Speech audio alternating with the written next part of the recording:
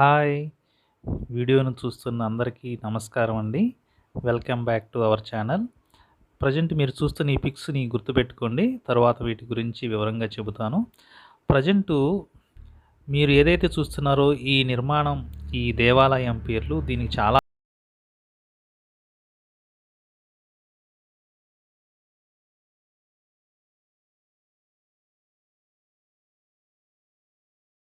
ఇది గుంటూరు జిల్లాలోని ఫిరంగిపురానికి 6 కిలోమీటర్ల దూరంలో ఉంటుంది. కొండవీటు కోటకి దగ్గర పుట్టకోట అనే విలేజ్‌లో ఉంటుంది.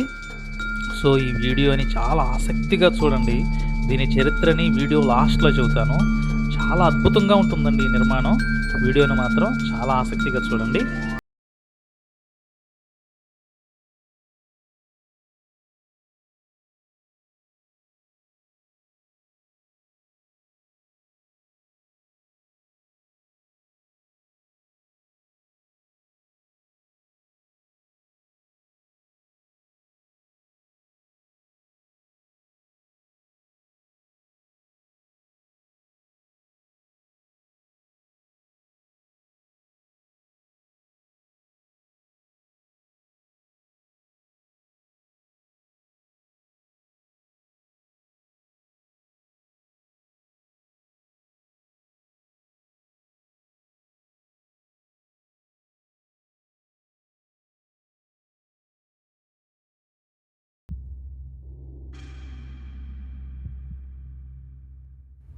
ప్రెజెంట్ మనం గర్భగుడికి దగ్గరగా ఉన్నామండి.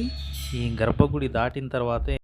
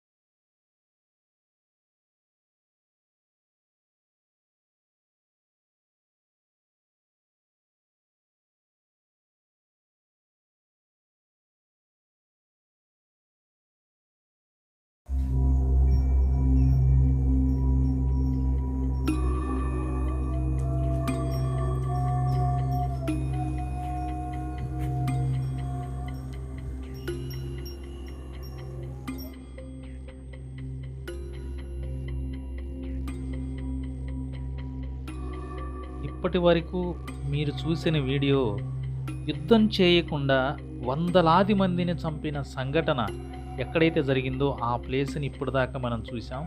రెడ్డి రాజుల పాలనలో బ్రతుకుతూ ఆ రెడ్డి రాజులనే నిర్వీర్యం చేసిన చరిత్ర గురించి ప్రజెంట్ మనం తెలుసుకోబోతున్నాం.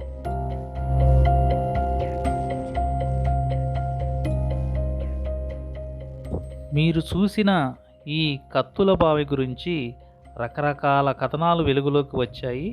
అయితే నాకు అందిన సమాచారాన్ని విశ్లేషించి మీకు అందిస్తున్నాను. దాంట్లో 2 ఉన్నాయి. వాటిలో మొదటిది, రెడ్డి రాజుల ఆస్థాన కవి అయినటువంటి శ్రీనాథుని మరణానికి రెడ్డి రాజులే కారణమని భావించిన పురోహితులు ప్రతీకార చర్యగా రాజనర్తకితో చేతులు కలిపి ఈ నిర్మాణాన్ని రహస్యంగా రాత్రిపూట జరిపి దీనిని నిర్మించి సుమారుగా ఒక 400 నుంచి 500 మందిని హతమార్చారు. ఇక రెండవ కథనం, పూర్వం ఒక కంసాలి ఒక బ్రాహ్మణోత్తములు ఇద్దరూ కలిసి కాశీకి వెళ్ళి ఒక గొప్ప ఋషికి సేవ చేస్తూ ఉండేవారట. వీరి సేవకు మెచ్చిన ఆ ఋషి వీరికి ఒక అద్భుతమైన మహిమగల పసరని వీరికి అందించారు. అదేంటంటే అది రాయిని సైతం బంగారంగా చేస్తుందట. ఆ పసరును తీసుకొని వీళ్ళిద్దరూ తిరుగు ప్రయాణం అయ్యారు. వీళ్ళు కొండవీటి దగ్గరికి వచ్చేపాటికి కొండవీటి రాజును దర్శనం చేసుకొని పొద్దున్నే వెళ్ళిపోదాములే అనేసేసి ఆ రాత్రి అక్కడే బస చేశారు. అది ఎలాగో తెలియదు కానీ 2 చుక్కలు ఆ పసరు వీళ్ళు నిద్రిస్తున్న సమయంలో రాయి మీద కింద రాతి నేల మీద పడి ఆ పడిన ప్రదేశమంతా బంగారంగా మారిందట. దీనిని ప్రత్యక్షంగా చూసినటువంటి రాజభటులు ఈ విషయాన్ని హుటాహుటిన రాజుగారికి చెప్పగా రాజావారు అప్పటికప్పుడు బయలుదేరి వచ్చి ఆ ఎక్కడైతే బంగారంగా మారిందో దానిని తీసి భూమిలో పాతిపెట్టేసి ఆ పసరుని సగం రాజావారు మిగతా సగం తన పరివారానికి పంచేశారట. పంచేసి ఏమీ తెలియనట్లుగా వెళ్ళిపోయారు. పొద్దున్నే లేచిన తర్వాత ఆ బ్రాహ్మణోత్తములు తమ పసరు ఏదైతే ఉందో దాన్ని చూసుకొనగా ఎవరో దొంగలించారని తెలుసుకొని ఈ విషయాన్ని రాజుగారికి చెప్పారట. రాజావారు నా రాజ్యంలో అంటే ఇలాంటివి జరిగినాయి అంటే మీరు నన్ను అవమానపరిచినట్టే అనేసేసి కోపగించి వాళ్ళిద్దరికీ శిక్ష విధించి అందరి ముందు దూషించి పంపించారట. అది తట్టుకోలేని బ్రాహ్మణులు రాజనర్తకి దగ్గరికి వెళ్ళి జరిగిందంతా విన్నవించుకొని తమకు సహాయపడవలసిందిగా అభ్యర్థించారంట. ఈ విధంగా ఒక గుడి నిర్మాణము చేపట్టి దానిలో ఒక బావిని రెడీ చేసి వీళ్ళందరినీ చంపుతాము అనేసి ప్లాను రాజనర్తకి చెప్పగా దానికి కావలసినటువంటి ధన సహాయం వీరి వద్ద లేకపోవడంతో రాజనర్తకిని సహాయం అడిగారు. రాజనర్తకి గోల్కొండ నవాబుల దగ్గరికి వెళ్ళి వీరికి కావలసిన ధన సహాయాన్ని అందించింది.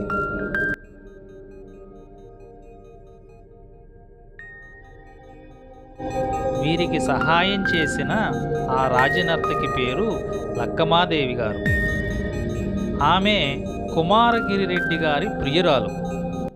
ఈ విధంగా రహస్యంగా గర్భగుడి వెనకాల కత్తుల బావి నిర్మాణం జరిగింది. అంతా అనుకున్నట్టుగానే సజావుగానే జరిగింది. ఇక ఈ దేవాలయము ప్రారంభోత్సవానికి అందరినీ ఆహ్వానించి పథకం ప్రకారం అందరినీ చంపేయాలన్న రోజు రానే వచ్చింది. అయితే అనుకున్న ప్రకారం ఊరి జనాన్ని మొత్తాన్ని భోజనానికి ఆహ్వానించారట. ముందు భాగంలో రాజనర్తకులు డ్యాన్సులు, మధ్యలో భోజనాలు, తరువాత కొన్ని కీర్తనలు అలాంటివి, భజన కచేరీ లాంటివి ఏర్పాటు చేశారట. మొత్తం 6 లక్కమాదేవితో కలుపుకొని 6 దీనంతటికీ కర్తగా వ్యవహరించారంట. వారు ఒక్కొక్కరు ఒక్కో దగ్గర ఉండి వచ్చిన వాళ్ళందరినీ ఇన్వైట్ చేస్తూ ఆహ్వానిస్తూ భోజనాంతరం ఆ గదికి వెళ్ళి చేతులు కడుక్కొని వెళ్ళవలసిందిగా సలహా ఇచ్చేవారంట. ఇంకేముంది, వీరు అనుకున్నట్లుగానే చేతులు కడుక్కోవటానికి ఆ గర్భగుడి దాటి వెనకాలకి వెళ్ళగానే ముందుగా వీరు రెడీ చేసి పెట్టినటువంటి జారుడు బల్ల మీద నెయ్యి పడుతూ ఉండేదంట, డ్రాప్స్ డ్రాప్స్ వైజ్గా. దాని మీద కాలు వేయగానే జారుకుంటూ వెళ్ళి 100 అడుగుల లోతులో ఉన్నటువంటి కత్తుల బావిలో పడిపోయి మరణించేవారంట. ఈ విధంగా జరిగేటప్పుడు శబ్దం అనేది బయటికి రాకుండా వాళ్ళ ఆ బావి లోతును 100 అడుగుల లోతు వరకు తవ్వించారట.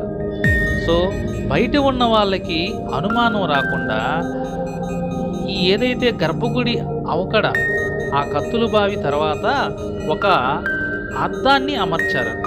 ఆ అద్దం ఈ లైట్ ఫోకస్ రిఫ్లెక్ట్ అయ్యి ఒక ద్వారం ఉన్నట్లుగా భ్రమింపజేసేదంట బయట ఉన్న జనాలను చూసే వాళ్ళకి. ఈ విధంగా ఎవ్వరూ కనిపెట్టలేని విధంగా ప్లాన్ చేసి అందరినీ హతమార్చేశారు. ఊరి మొత్తాన్ని బావిలో నిద్రించేటట్లు చేసిన ఈ చరిత్రని మనం అందరం వినటమే కాకుండా ఒక్కసారి వెళ్ళి ఆ నిర్మాణాలని చూసి వద్దాం. కంపల్సరిగా చూసిరండి, చూడవలసిందే. ప్రజెంటు ఆ కత్తుల బావిని ఎందుకు మూసివేశారంటే ఊరిలోని ప్రజలు కానీ ఆవులు మేకలు ఇలా ఏవైనా సరే చిన్నపిల్లలు తెలియకుండా జారిపడిపోయి చనిపోతున్నారట. అందువల్ల అప్పటి ఉన్న పాలకులు ఎవరైతే ఉన్నారో వాళ్ళు ముందు చూపుతో ఆ కత్తుల బావిని కంప్లీట్గా మట్టితో కప్పివేశారు, పూర్తి చేశారు. సో ఇందాక వీడియోలో మనకు ఆ కత్తుల బావి కనపడదు, మనం నడిచే కాళ్ళ కిందే ఉంటుంది ఆ కత్తుల బావి. ఏదైతే ప్రతి సంవత్సరం కార్తీక మాసంలో వారి బంధువులు వచ్చి అక్కడ దీపాలు వెలిగించడం ఆనవాయితీగా ఉంది. సుమారుగా 15 తరాలు వెళ్ళిపోయినా సరే ఆ ఆనవాయితీ ఇంకా కొనసాగుతూనే ఉంది. వీడియో స్టార్టింగ్లో మీరు చూసిన పిక్స్లో ఒకటి చేతిలో వెన్నముద్దతో కనపడిన కృష్ణుడి విగ్రహం. అది ఒకప్పుడు ఉండేదండి ఇక్కడ, ఇప్పుడు లేదు, చెంగిస్తాన్ పేటకు మార్చేశారంట. ఇంకోటి ఈ ఏదైతే ఈ నిర్మాణానికి ముందు రోడ్డుకి అక్కడ ఒక పెద్ద స్తూపం ఉంటుంది, దాన్ని రెడ్డి రాజులు లైట్ హౌస్గా వాడుకునేవాళ్ళంట. దానికి ఒక పెద్ద కథ ఉందండి, అది సపరేట్గా ఉంటుంది. Thank you for watching. Please subscribe and comment on my videos. Thank you.